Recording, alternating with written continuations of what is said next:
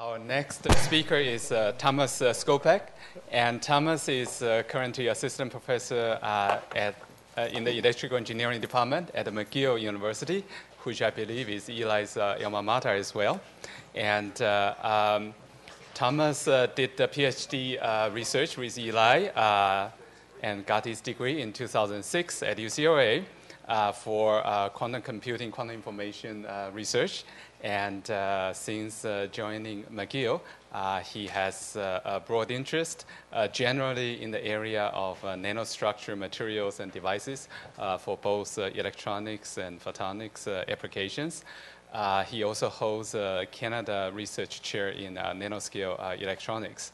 One more thing I can say about Thomas, or the only thing perhaps I remember about Thomas, is when he first came into UCLA, normally students spend a year taking all the classes before they take a prelim exam.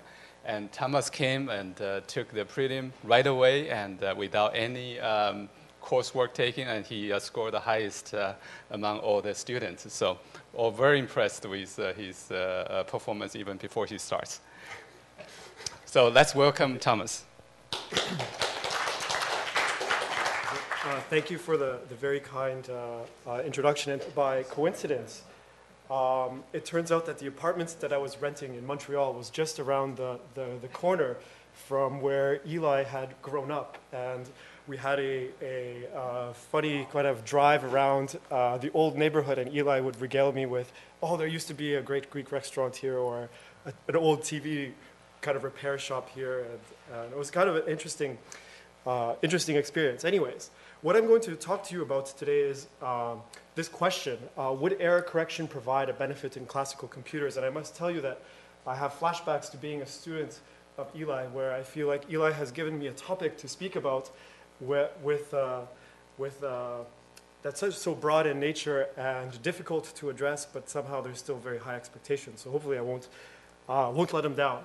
So this work is really coming out from collaboration with Vwani Roy Chaudhry, who was very much involved in the quantum information work that Hong Wen had mentioned. And Eli served very much, I think the best way to describe him here is provocateur, where he really provoked us with asking questions that we maybe didn't want to answer. So what are we really talking about? So reliability and errors are very important. They have always been very important in computing. If we look at the ENIAC, which had something which was built in 1946, actually a bit sooner, but publicly acknowledged to exist in 1946, had something of the order of 17,500 vacuum tubes, 5 million solder joints that were made by hand, and a great big pile of resistors and capacitors and so on. The mean time between faults was something of the order of 2 days, and it would take about 20 minutes to find the fault and fix it. So people got pretty efficient at that. It's actually pretty amazing. If we now look at what's more recent, 50 years later, we have the Ibm Blue Gene, which had 131,000 processors all connected together. Here you actually see someone holding 2 of those processing units together on a single board. So each of these processors has of the order of maybe 1 billion transistors. So this is a phenomenally complex system that has been assembled. The mean time between faults is of the order of, oh, it is dead.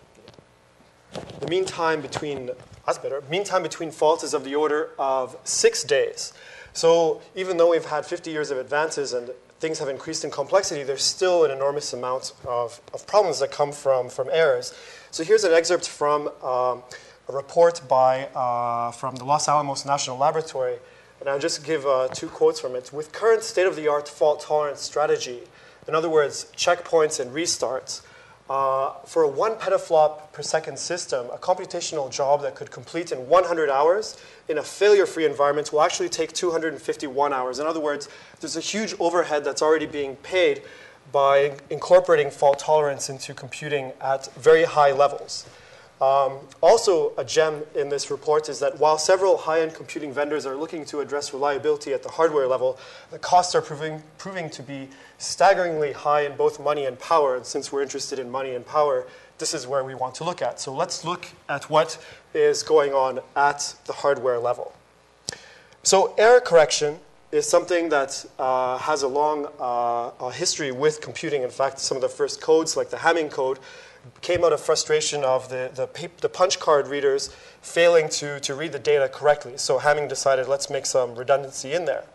So the basic idea, and it's the same for memory and communications, is that you have some kind of reliable encoding circuit, which maybe is the transmitter or the memory write function. Then you have your data sitting in the channel or in the memory unit, and the whole purpose there is to have the identity operator applied. But of course, we have errors that screw things up. And then at the end, we have a reliable decoding and error-correcting box, which is the receiver or the memory read element. And so this is pretty straightforward. You have great, efficient, complex codes that are used to protect your information against these errors. Now, in computation, there's much less work in this area, and a lot of it is actually having a picture like this, where we have some kind of encoder that encodes our information. We pass that information in its encoded state through some kind of logic. Errors will appear, and that errors will attack our information while it's being processed by the logic. And then we have some kind of reliable decoder and error correction circuit. So critically, most work assumes that we have reliable encoding, decoding, and error correction hardware. And logic is performed in the code space. That means you take your information, you encode it so that it is protected with some kind of redundancy. And if you use a complex code, it looks very opaque to you. The kinds of logics then, well, there's a problem where you have to perform the logic with the information stored in the code word. So this is non-trivial. And in fact, the best results that I'm aware of is the use of so-called Reed-Muller codes. But there's a small caveat where the code that you use at the input is different from that at the output. So the code itself has to change because you are trying to perform logic directly on the code words. So the only problem with this is that it's likely that if you have hardware that is reliable for encoding and decoding, then why aren't you using that hardware for the logic? You should be using the same quality hardware everywhere, unless you just want to write a paper. So a more accurate picture is something like this, where you have errors attacking your error correction circuits and your logic. And so errors are occurring in all your hardware, and this is something that is very much part of the quantum computing fault tolerance community, but less so in the classical fault tolerance community. In other words, never decode your bits, or they will be corrupted, or all operations must be performed in the protected code space, and that includes the error correction operation itself. So I'm going to show you first a very simple approach, which really is something that came up from von Neumann's work. In this paper from 1952 is actually surprisingly readable, considering it's about logic, and it's also written by von Neumann. And so in this paper, you see the idea of the repetition code. So the idea is, well, how do you put redundancy into protecting your one bit? Just repeat it. So your 0 is actually, let's say, 5 zeros, and your 1 is actually 5 ones. Now if you want to, you have an operation, there's some kind of error. Let's say you flipped 1 over. Then you majority vote here, and you say, oh, most of it is 0, so I think that's a 0. Most of these are 1, so I think that's a 1. Most of these are still 1, so I think that's a 1. And most of these are 0, which would lead me to think it's a 0, but that's actually incorrect. So this is where a logical fault would occur. The benefit here is that the probability of a single bit flip goes as p, let's say. Then the probability of a logical bit flip is the probability that our majority vote fails, so you need p cubed. It's of order p cubed, and you count how many ways you can do it. In this case, it's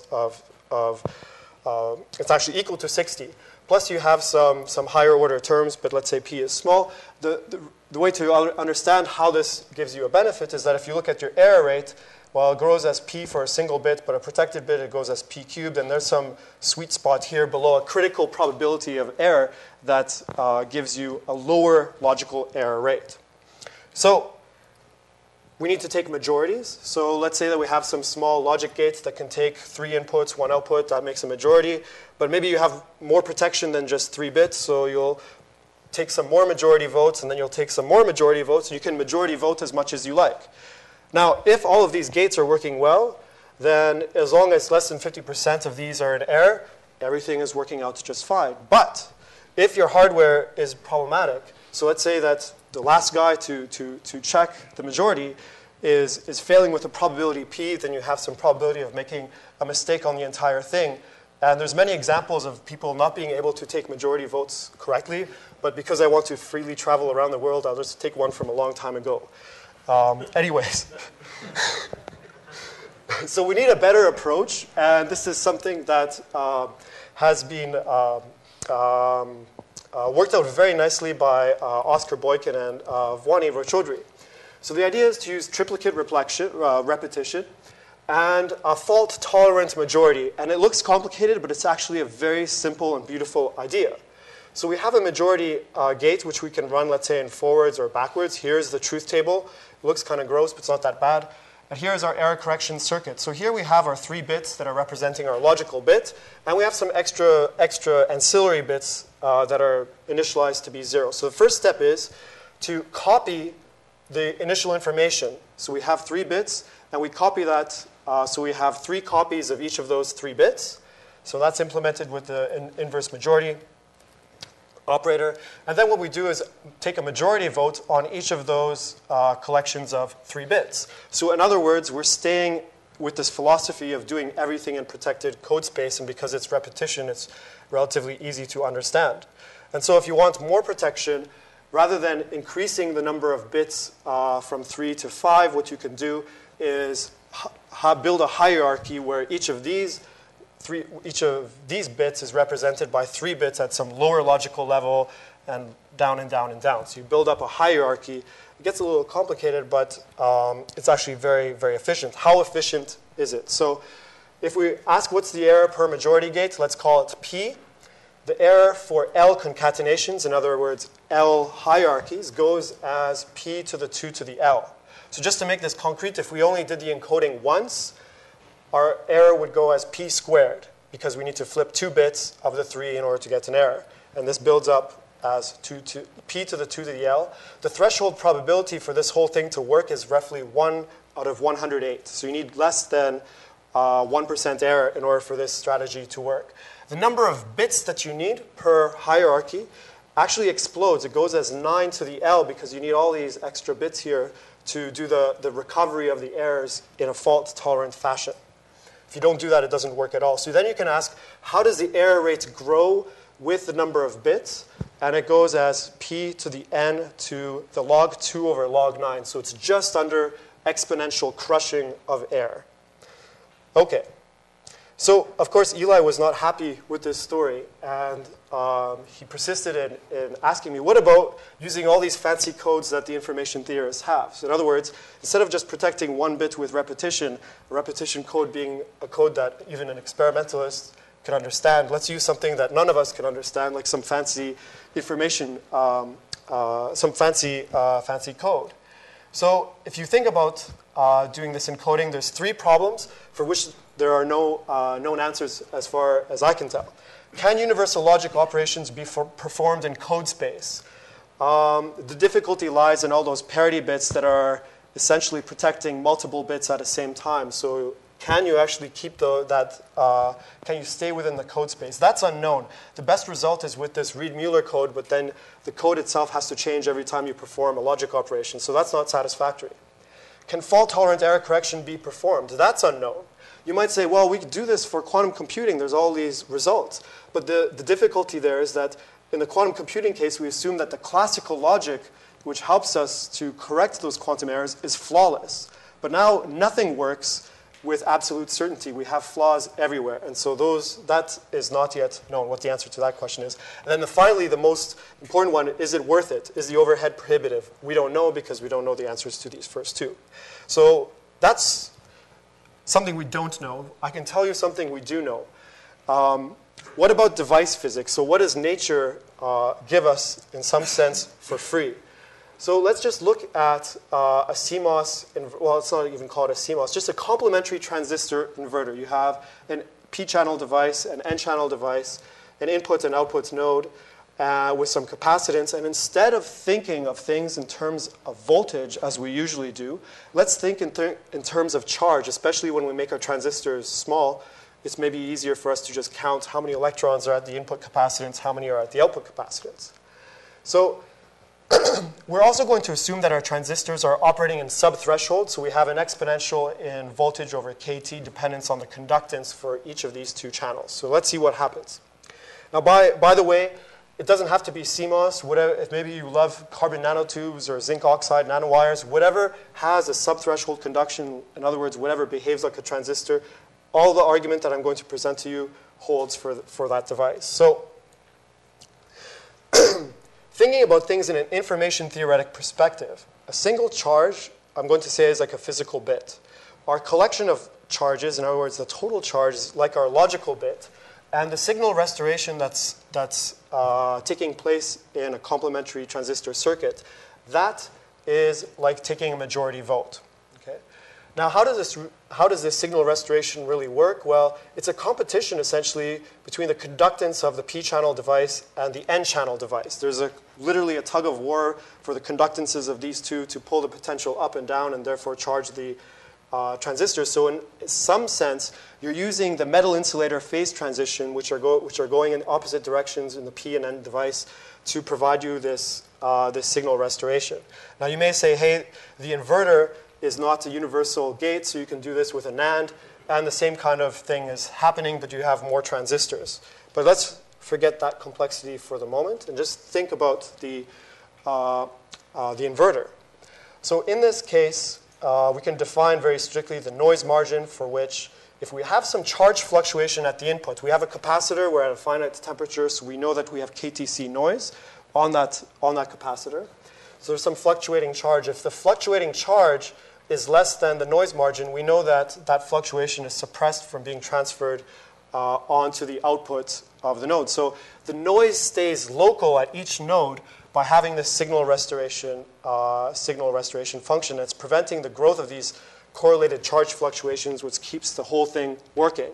Now, if you go and analyze what is the actual probability of error, logical error, you can, taking an ideal model for subthreshold transistors, you find an expression like this. So there's a 2 over n, 1 to the 1/2 power, and the critically important part, some epsilon to the n, where epsilon is exponential minus EV over 8 kT, so something like a Boltzmann factor, and n is the number of electrons. Now, if we go back and ask, well, what does an ideal majority vote look like? So the probability of a logical error will be something like n choose at least half of those physical bits being flipped, p to the n by 2. Then we can equate these two if we say, hey, this is, in fact, nothing other than a majority vote where the probability of error is epsilon squared over 4 per electron. So in other words, I'm saying that complementary transistor circuits are performing majority votes just like what you want for a repetition code. So the device physics is giving you error correction for free, which is optimal in the information theoretic sense.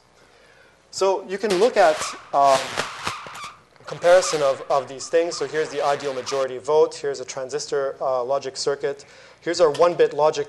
Here's our one-bit architecture. You'll notice that P goes to n up here. P goes to n by 2, and here P goes to n over log 2 over log 9. So there's a difference in scaling. You can apply this argument also to ballistic gates. So we're just hearing about spins. So you can ask, well, what happens if you don't know exactly how far your spins are? You don't know exactly your Hamiltonian for interaction, and that causes some error. And then if you say, well, let's do it with more than one spin. Suppose you have a spin 2 object, then the error gets suppressed, and if you do the math, you actually find that it gets suppressed just like an ideal majority vote. So physics can give us majority voting if we choose to exploit it. So is this really at all relevant and important? I guess I should have maybe let you ask me that at the beginning, but I didn't. So if we look at CMOS and what is projected by the ITRS, and I apologize since I'm using the 2009 edition, but every year it changes. I'm too lazy to update my graph all the time. We can look at the gate lengths, the gate capacitances, the operating voltage, and importantly, look at the number of electrons that are sitting on our on our inverters and our NAND gates. And it's something by 2020 predicted to be something of the order of 30 or 70 electrons. So that means that when you are sending an email to Eli, your information is only being held there with 30 electrons per bit that you are sending. So it's kind of, it's not very many electrons. If you then look at what's the error rate that the transistors need in order to meet some kind of industry standard rates of faults, let's just choose one fault per year. You see that the transistors have to operate with something like 10 to the minus 27 to 10 to the minus 30 error rate, phenomenally low. So combining all of that together, we can actually look at what is the error rate versus electron number for a variety of situations. So I've chosen 3 transistor generations from the ITRS roadmap operating at different voltages, 0.97, 0.81, and 0.68 volts. And you see that in order to hit 10 to the minus 30, you need something of the order of maybe 20 electrons. That means then that if you add any other causes of noise beyond KT, for instance, you don't know how many dopants you have, that's going to reduce your margin and push you out very close to that 30 electrons or 70 electrons that ITRS is hoping that we have. Now, if we look at what architecture would give us, so suppose you decide that instead of throwing your electrons into big transistors, you throw your electrons into single electron transistors, and then you wire them up into a fault-tolerant architecture. How will you do? Not so well. Okay? So the physics here is really doing something good for you. Now, in the context of the E3S center, I know Eli is very excited about using lower voltages. So if we look at our analysis, what really matters is the ratio of total energy stored to KT. So that means that this point here of n equals 30 electrons at EV about 1 electron volt is equivalent to having 3,000 electrons at a transistor working at 10 MeV, and you can figure out scalings for whatever your favorite operating voltage is. So there's nothing absolute about these numbers. It depends on what voltage you are using. So to conclude, basically what I'm telling you is that the physics of transistors provides protection against logical errors, and we should really think about just making better transistors. For 1-bit protection, really it is better to prevent errors than to correct errors. And finally, there's a big open problem here that error correction with multiple bit code protection is an open problem that we really don't know what the outcome will be, but it's certainly something of interest as we try to put more and more circuits together to make more complex systems where the tolerance for faults is going down and down, despite the pressure to make our devices smaller and more error prone. Thank you for your attention.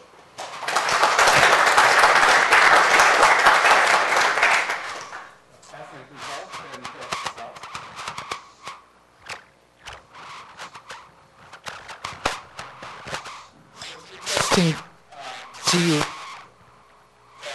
date the ITRS estimates, which seem to be consistent error rate.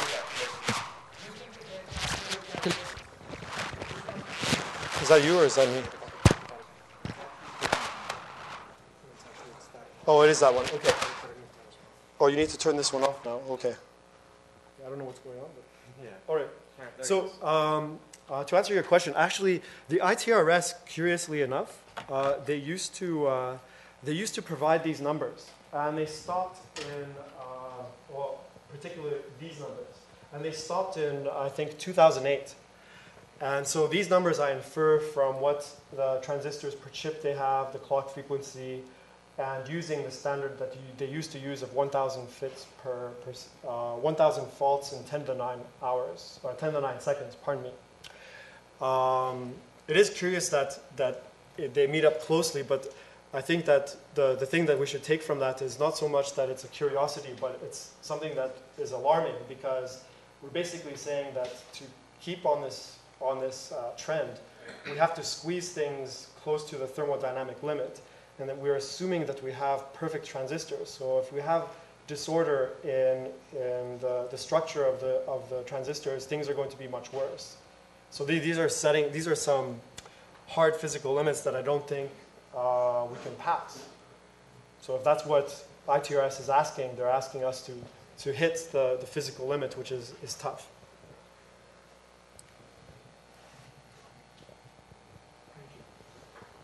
I agree with your conclusion about making the individual components as reliable as possible. I have to disagree, however, with a part of the earliest part of your talk where you said, in effect, if one bit has a probability p of being defective, then the probability that 3 bits will go defective is of order p cubed. Now that assumes that the probabilities are independent. In my experience, they're never independent. And my experience goes back a long way to 1953, when the first computer I learned to program on had a mean free time between errors of 5 minutes. It's just a bit upriver from you. That was at the University of Toronto, using a British machine, a Franti Manchester Mark I. And failures did not come with independent bits. My experience subsequently with modern computers, for example, with failures in memory, parity failures, for example, which are extremely rare, it's very unlikely that you'll have just 1 bit of failure in a memory device. Usually, whatever causes 1 bit to go causes others to go. For example, electrical transients. So I think that that part of your computation should be revised, but I don't dispute for a moment your conclusion. So I have one response to that, and that's definitely true that it's very unlikely to have this sort of optimal situation where logical bits are somehow independent, because the physical cause of a soft error or hard error often has some correlation with its neighbors. But there are codes that are specifically designed to deal with error bursts. So maybe we should really be thinking about a more sophisticated model for our errors, and then looking at more sophisticated codes that are specifically tailored. Ellen Berlekamp has worked on that extensively. Yeah. So let's have Eli's question first. This particular projection was based upon the ITRS roadmap. So it assumes pretty conventional transistors, as far as I'm able to tell, and the voltages are still rather high. So I think when I looked at the energy cost for having a reliable classical bit, it was still a very high energy cost, and that's the whole point of the E3S Center. We have to lower these voltages and change the technology enough so that we won't end up being limited by the exact projections you made here, but we'll be on a different curve. Yeah, for sure. I mean, the energy is constant. So if we do this trick of saying, okay, look, we can take 3,000 electrons at 10 MeV instead, the total energy cost is still the same, which is a problem. But this is assuming that you're in thermal equilibrium. So if we then think a bit crazily about things out of equilibrium, ballistic gates, then maybe there's something that can be done. Well, it's only 30 times higher than we think can be achieved. Okay. We can talk we'll later. Have to talk. Yeah, I was on the same subject here. I was very intrigued by the calculation in the box here. But when you think about the entire power of the system, I guess it sounds like you're implying that there's no intrinsic benefit to lowering the voltage. There's a lot of interest in making these devices that operate at low voltage. I disagree actually on that, because a lot of the energy cost is associated with charging the wires that are connected okay, to the devices. I was going to ask you that. So this is all switching impedance. energy. And so now if we take the interconnect energy, there's a huge benefit for systems where the interconnect dissipation exceeds the switching dissipation. Right, so this is just the energy that sits in the transistor. And if you put then a line between them, then you have to charge those interconnects. Right. Now, it's interesting because this is all connected together in the sense that if you load the transistor with a larger capacitance due to the line, then you lower the bandwidth. But this then has a corresponding, the one way to think of it in terms of this electron number is that you're actually averaging over longer time intervals. And so by averaging, you actually do improve the signal to noise ratio. And it all fits a consistent picture. But I think the reason that I put this up is really from the point of view of the interconnects, that you're not going to reduce the energy in the transistor, but you will reduce the energy in the interconnect if you reduce the operating voltage. Yeah, and that's a good point. Actually, if you include the wire, 3,000 electrons is actually a reasonable number to put on a wire because it has a fair amount of capacitance. Right. So Sean has I have a long scientific question. When I was teaching at the UCLA, you were there as a student, and we overlapped quite a few years. I remember you very much. And now, if I look at you, you have a beard very similar to young Yablowitz time. Is this part of error correction? No, this is, I think, just a fortuitous coincidence, like my living next door to where Eli grew up. I don't. I should say his beard is complementary to mine.